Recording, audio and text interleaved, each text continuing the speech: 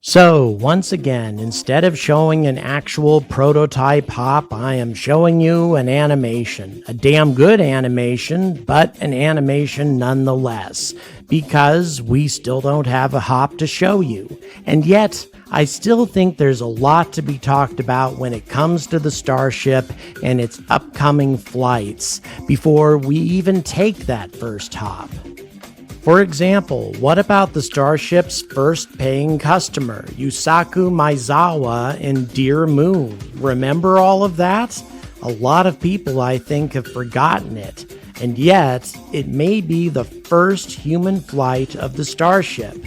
And here he is, and by the way, Mr. Maezawa is quite an eccentric individual, which makes sense given the person that he's doing business with.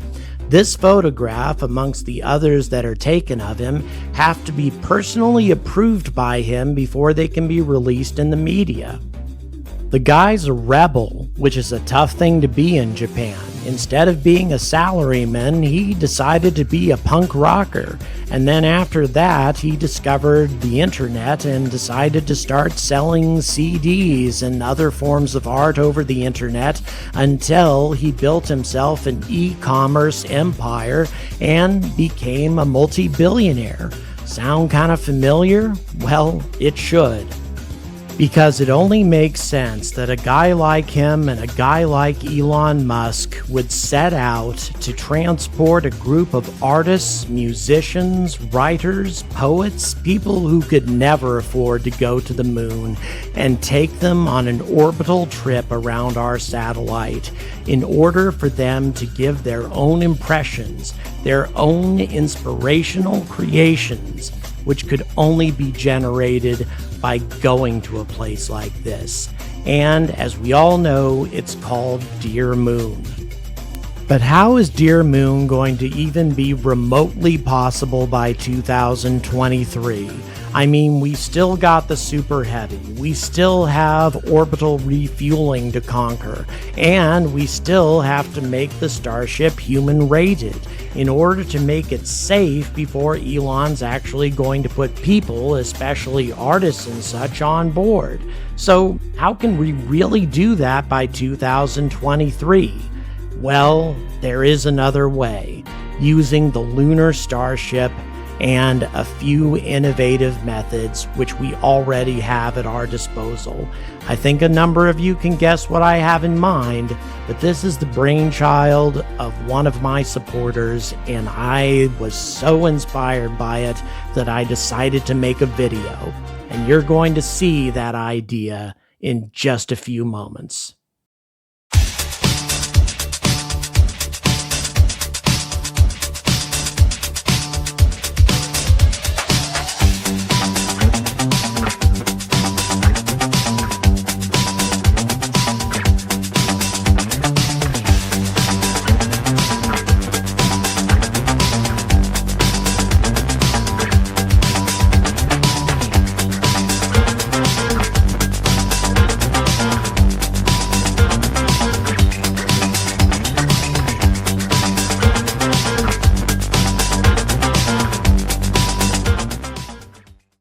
Hello, and welcome to another episode of The Angry Astronaut. So, Dear Moon, how long has it been since somebody has talked about that? And I can't blame anybody. It's been quite some time, at least as far as media time is concerned, since Mr. Maezawa declared that he was going to be the first paying customer for the Starship. But still, it's a really big deal. And as we continue to get closer and closer to this inevitable hop, I think that it's good for us to continue to talk about the things that the Starship is intended to do, the future of the Starship, not just what's going to happen in the next few days. I don't really want to cover every detail that happens at Boca Chica because honestly, as I've said before, there are people doing it way better than I can. Boca Chica Gal, of course, being foremost amongst those people. But all of that having been said, Dear Moon is going to be an incredibly important moment for the Starship. a moment when it takes human passengers on their way to orbit the moon, and not just astronauts, scientists, the typical, usual suspects, but rather artists, writers, poets, sculptors, etc., to give their impressions of what it's like to see the moon up close and to be in what essentially amounts to interplanetary space. We have never experienced anything like this. Now, it seems a million years off. It seems impossible for us to do this by 2023, as has been talked about in the past. But there is a way to accomplish it without the Starship being human rated, without the Starship even needing a heat shield, actually. And I think a lot of you know what I'm talking about here, and that's using the Lunar Starship.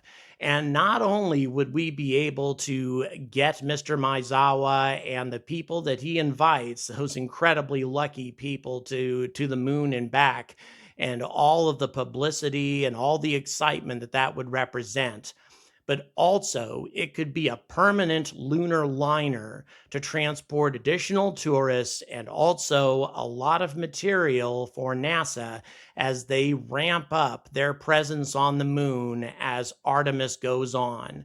How could SpaceX accomplish all of this with one lunar starship? Well, I'm going to explain all of that to you right now.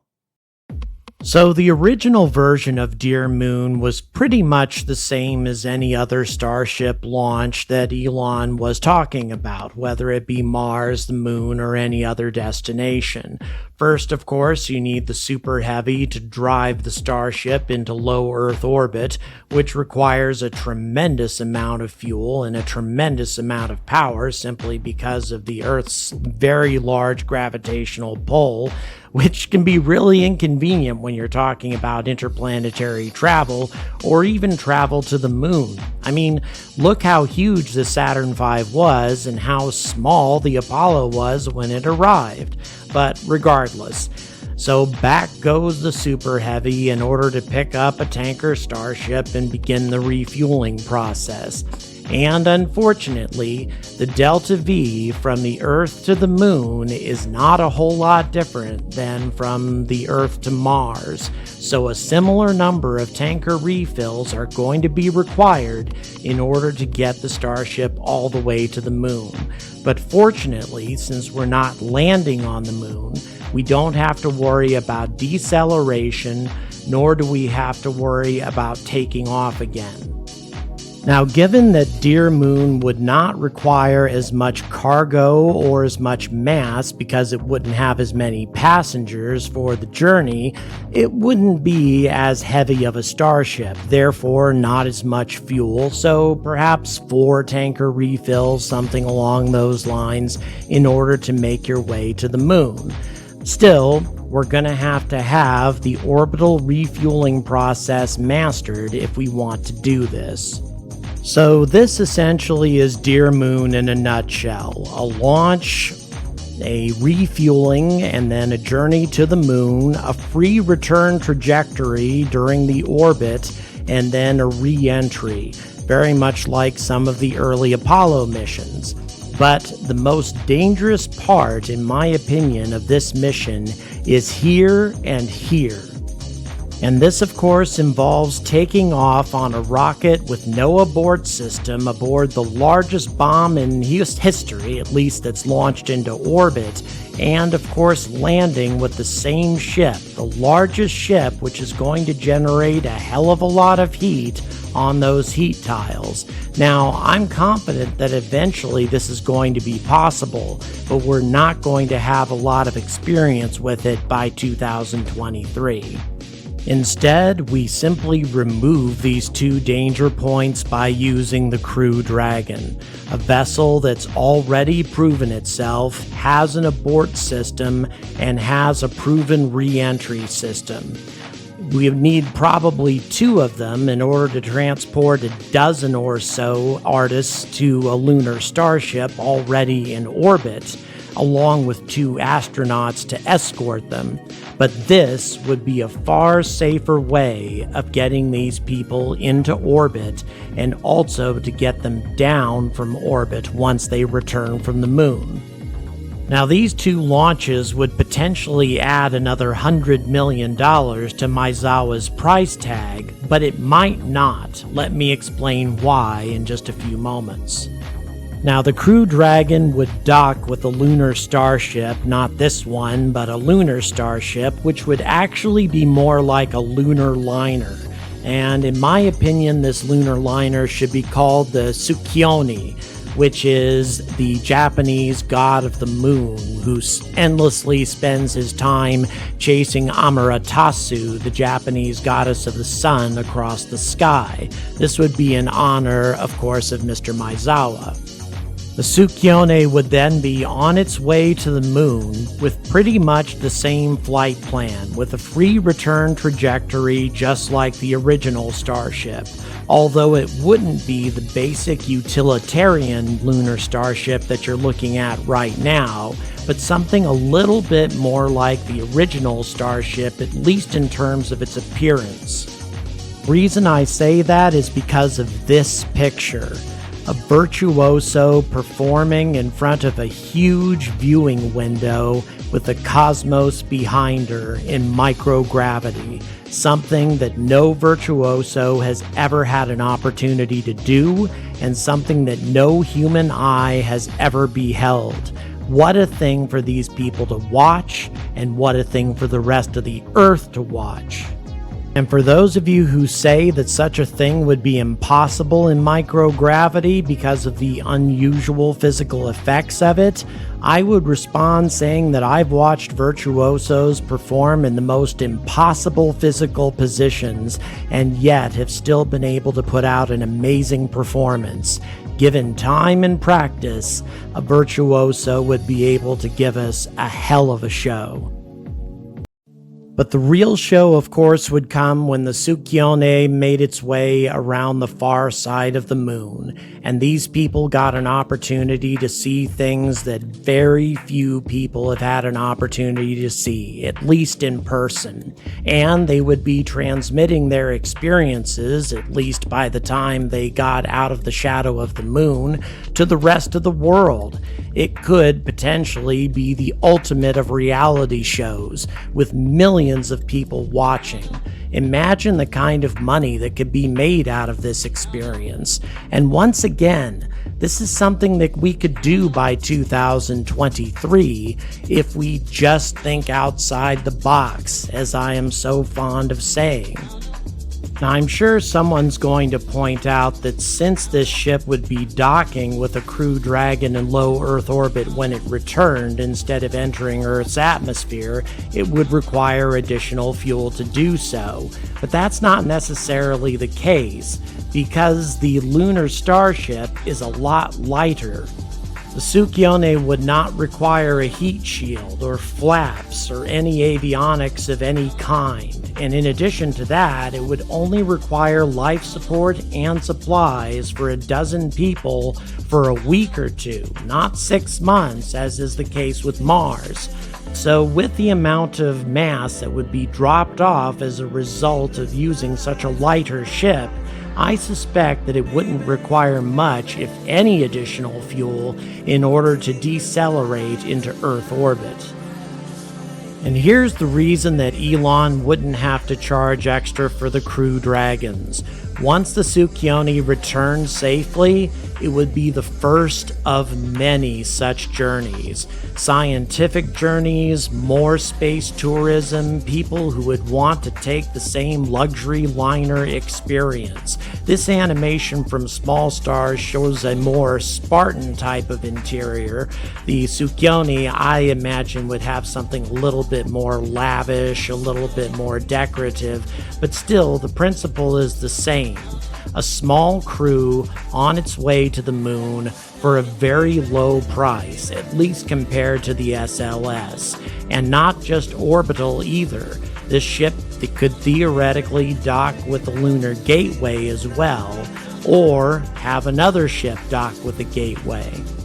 Like the ocean liners of old, the Tsukione could have its own cargo bay and carry things like the Orion to the gateway, and the Orion could use its own engines in order to be able to dock with the gateway or to rendezvous with its rectilinear halo orbit, which might be a little difficult for the Lunar Starship without using a lot of fuel, assuming, of course, that NASA wants to keep using this thing.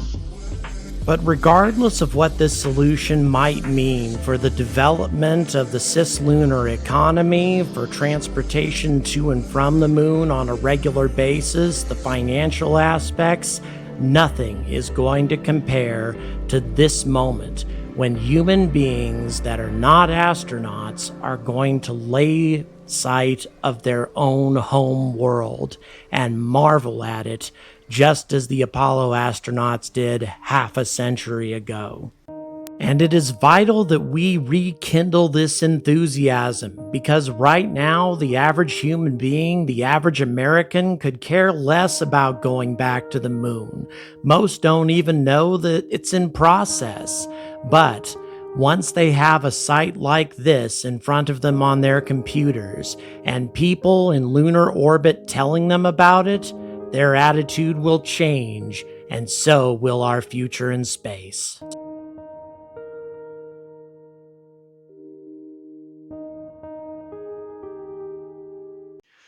So, first and foremost, I would like to thank the individuals who support my channel who came up with this idea in the first place.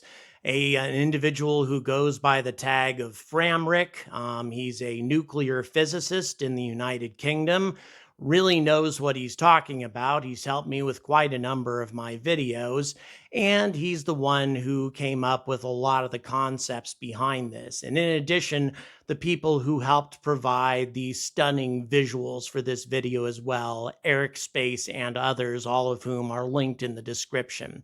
So thank you to all of these folks. I think that this is a very compelling idea. I think it makes executing the Dear Moon mission by 2023 a very real possibility. And not just Dear Moon, but also many, many other missions to the moon, both in terms of cargo, in terms of space tourism, in terms of a lot of other things, as NASA establishes a permanent presence on the moon, and not just NASA, but mankind in general. A lunar starship, a lunar liner, shall we call it, going back and forth from Earth to the moon, much as in the same way as the old ocean liners used to make their way from England to New York and back in the old days. You know, this can be accomplished in the same way by one lunar starship, or perhaps several as time goes on. And given its reusability, it's going to be able to accomplish a hell of a lot for establishing our presence on the moon. Now, of course, it all depends on the successfulness of the tanker Starship, whether or not in-orbit refueling is going to be an easy thing to carry out or even possible in general. And that's going to require a full-fledged Starship in order to be able to do that. Or if we fall short of that, then it's going to require a propellant depot in orbit. Fortunately, SpaceX is not the only one who's looking at this. Also, ULA is looking to establish what they call a propellant reserve in low Earth orbit and in cislunar space in order to easily facilitate the movement of human beings and cargo between here and the moon, and also perhaps to near Earth asteroids. So there are a number of ways to skin this cat. We just have to be innovative about it. We have to be aggressive, and we have to be optimistic about the whole thing, which I think Elon is. And he's teamed up with another eccentric billionaire, an optimistic one, I think, Mr. Maizawa, who believes that all of this is possible, who's staking a lot of his personal wealth on this being possible. And even though he stands to lose a lot of money, he also stands to gain a lot from this as well.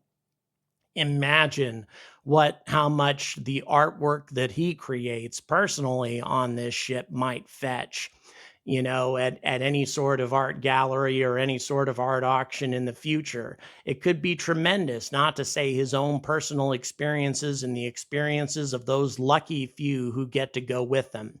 Plus, it's going to spark the human imagination and human enthusiasm about going back to the moon again when they see people who aren't astronauts, who aren't scientists, who aren't, ace fighter pilots going, but instead artists, writers, people who are a lot like them going to the moon, seeing it up close in person, and coming back safely.